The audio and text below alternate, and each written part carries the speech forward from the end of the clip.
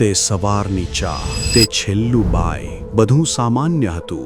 કોઈએ કલ્પના પણ નહોતી કરી કે આજે દરવાજા પર ટકોરાનો અવાજ છેલ્લો હશે.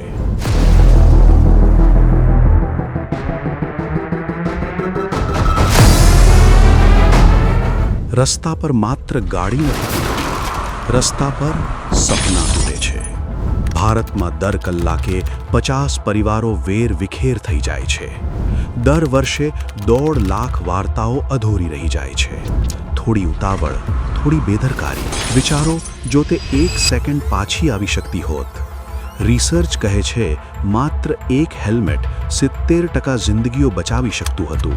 માત્ર એક સીટ બેલ્ટ મૃત્યુને જિંદગીમાં બદલી શકતું હતું.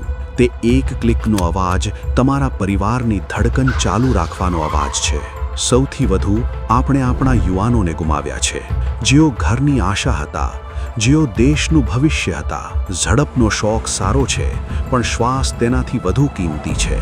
હીરો તે નથી જે ઝડપથી વાહન ચલાવે, હીરો તે છે જે સુરક્ષિત ઘરે પાછો આવે. જય ગણેશ ટોયોટા તરફથી એક વિનંતી છે.